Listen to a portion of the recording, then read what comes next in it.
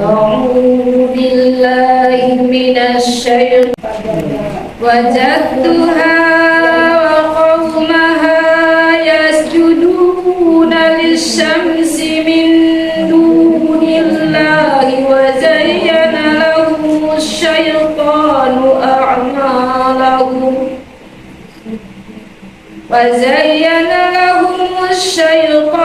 أعمالهم فصدهم عن السبيل فهم لا يهتدون ألا يسجدوا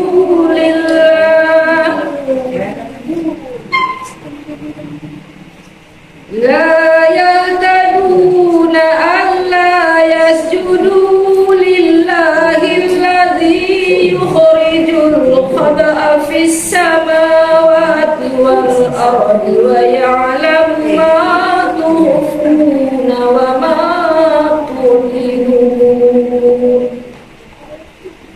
الله لا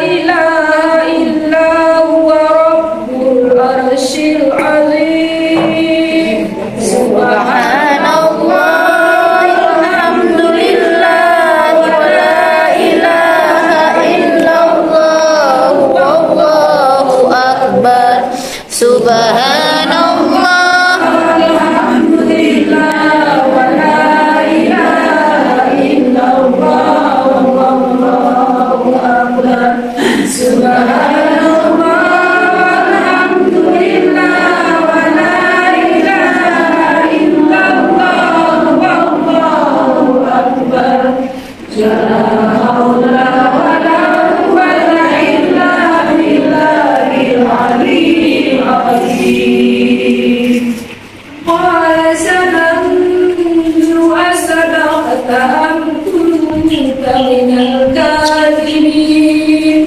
اذهب بكتابي هذا فأرجه إليهم ثم تول عنهم فانظر ماذا يرجعون قالت يا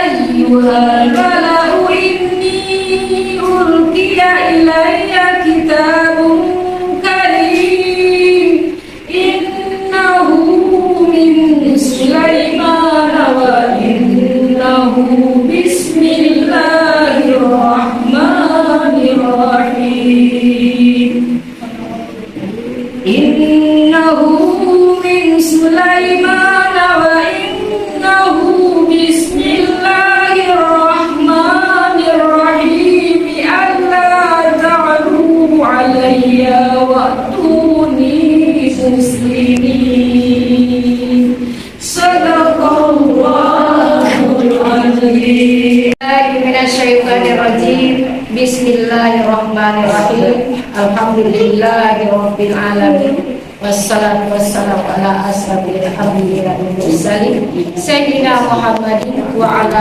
alihi washabihi ajma'in amma ba'du.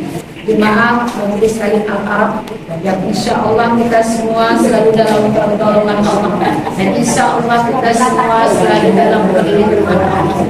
Alhamdulillah pada Kamis yang berbahagia ini, Kamis ketiga yang tahun 2023.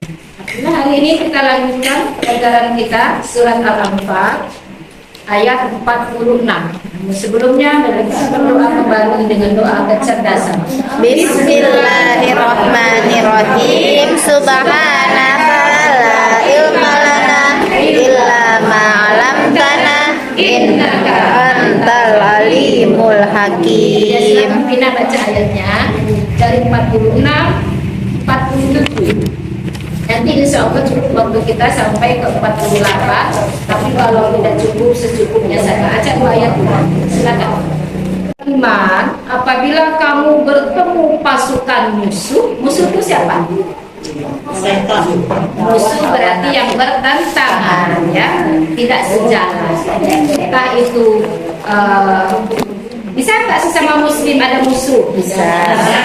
Jadi bisa muslim, bisa Non muslim. munafik, bisa Fasik. kafir, bisa Fasik. bisa teman. Iya, bisa teman. Ya. Wahai orang-orang yang beriman, pasukan musuh, maka berteguh hatilah. Berteguh hati.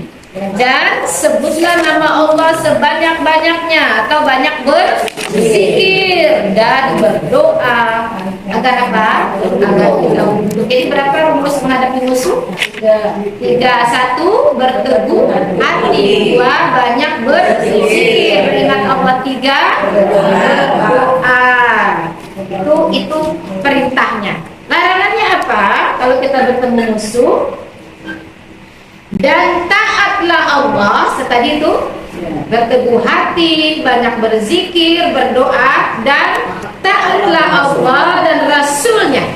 Jadi tetap dalam taat Allah dan Rasul, berarti gimana tuh?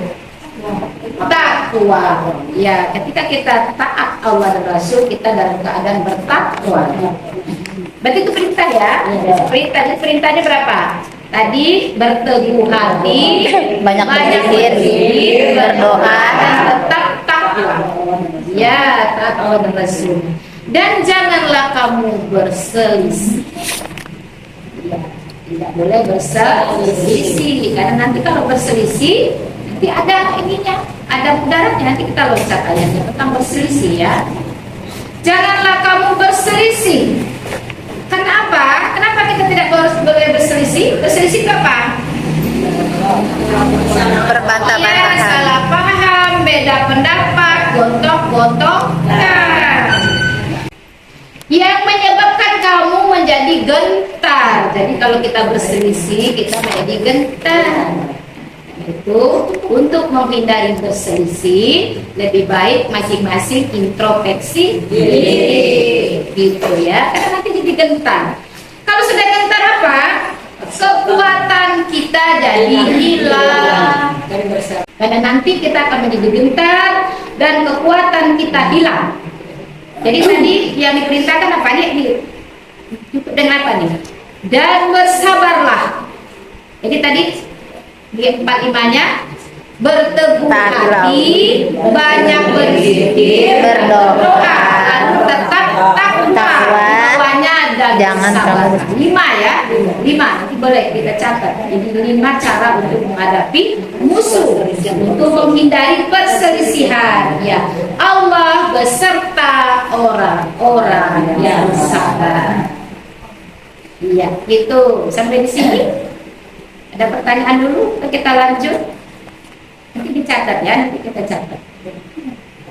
Kita lanjut atau ada pertanyaan dulu? Lanjut dulu ya. Dan janganlah kamu seperti orang yang keluar dari kampung halamannya dengan rasa angkuh. Ini, ayat ini disambungkan pada kisah Korun. Korun dikisahkan, Korun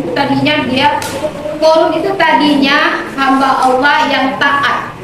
Ketika apa? Ketika dia dalam keadaan sangat miskin, dia sholat pun bergantian dengan istrinya, pakaiannya bergantian dengan istrinya.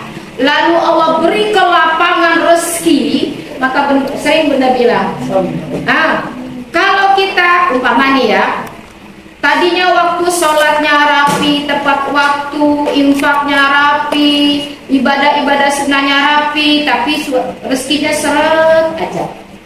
Lalu Allah sudah lihat, dia sabar dalam keadaan miskin. Lalu Allah lepaskan dari kemiskinan itu. Tiba-tiba kalau yang dagangnya rame, yang kerja langsung naik jabatan, langsung naik gaji.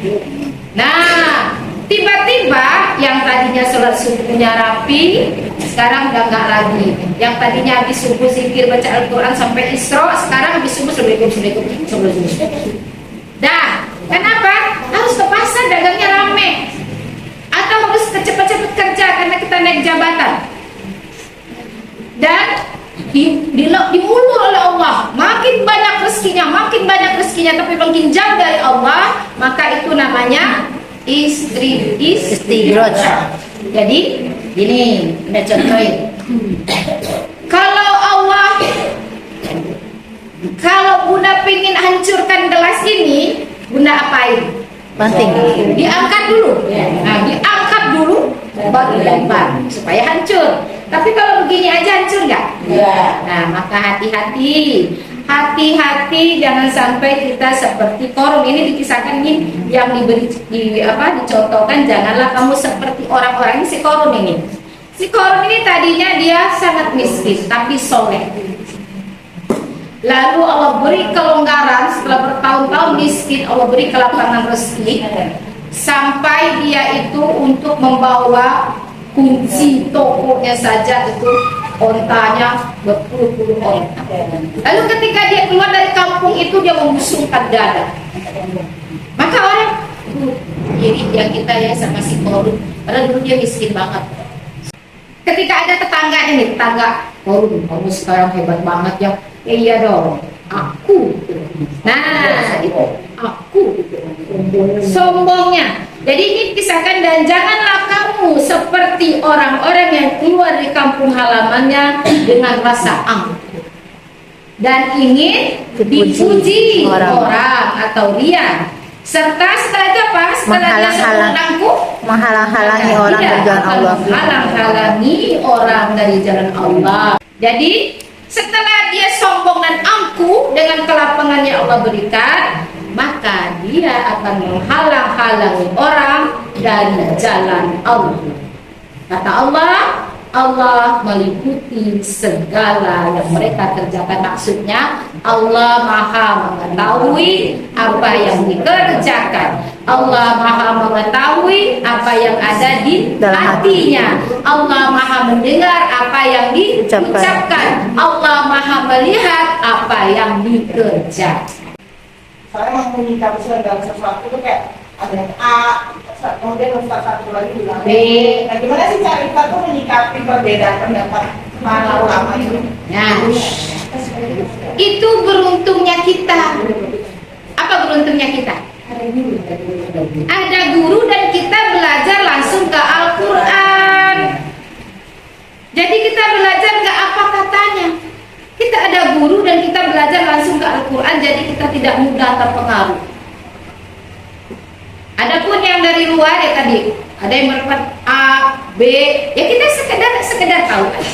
Karena kita sudah punya fondasi dasar. Karena itu belajar harus punya guru. Nah, nanti dari ya tadi misalnya kita lihat ini yang mana sih yang benar? Kan ada guru, tanya ke guru.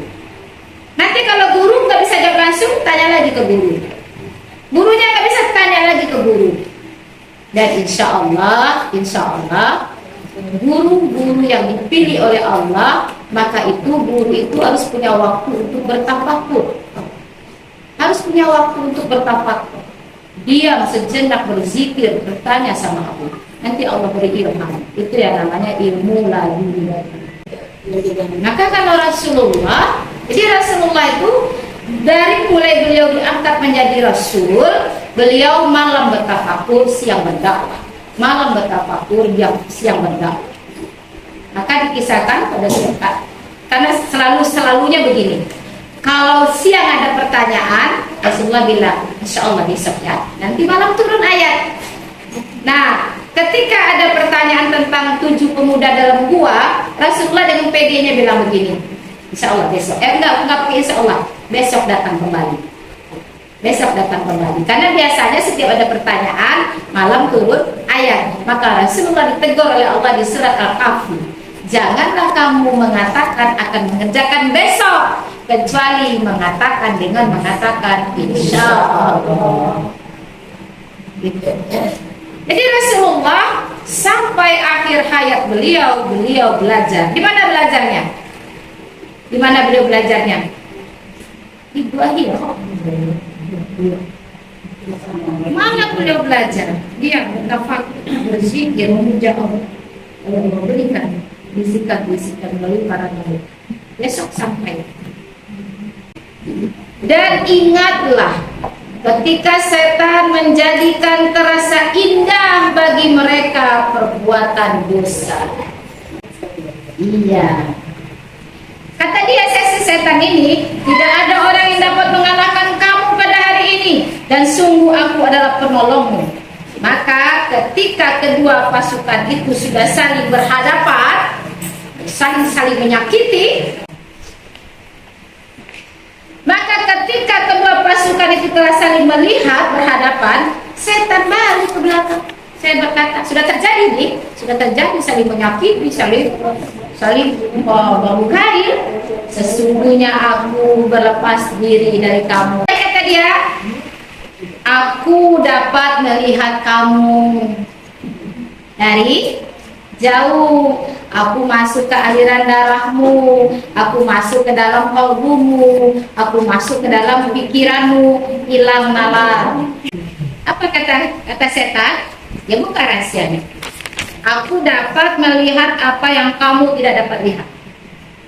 Dan selalu tidak sampaikan, kita selalu diserang, depan, belakang, samping kiri, samping kanan. Kata dia nih, sesungguhnya aku takut kepada Allah. Setan takut sama Allah. Allah sangat keras siksa. Ya, kita langsung ada jawabannya ya. Siapakah orang yang suka berselisih? Siapakah orang yang iya, ingatlah ketika orang-orang munafik dan orang-orang yang ada penyakit dalam hatinya berkata. Kalau orang munafik itu apa? Kalau percaya iya, makanya di bawahnya ada penyakit dalam hatinya. Jadi kalau ada penyakit dalam hatinya ternyata bukan orang munafik ya. Ada penyakit dalam hatinya. Kalau munafik di luarnya manis, di dalam sakit. Nah, ingatlah ketika orang-orang munafik dan orang-orang yang ada penyakit dalam hatinya berkata, mereka itu, apa kata dia? Mereka itu yang benar nih, orang mukmin, mereka itu katanya ditipu agamanya. Kata orang munafik, kata orang yang di dalamnya ada penyakit. Kata Allah yang membela. Jadi kalau usah galau, kalau usah takut, mau dibilang apa kek, kamu kek apa kek, usah takut. Siapa yang bertawakal kepada Allah, ketahuilah bahwa Allah Maha Perkasa, Maha Bijaksana. Jadi kembali tawakal ya, tawakal. Kita balik lagi ke atas ke 45. Kalau kita berhadapan dengan pasukan musuh, apa harus kita lakukan? 1. Berteguh hati. 2. Banyak berzikir. 3. Berdoa. 4-6-nya bertakwa. Dan bersabar. Lalu ditutup dengan ayat 49. Bertawakal ya. Allah Maha Perkasa dan Maha Bijaksana. Sadaqallahu. Catat nih.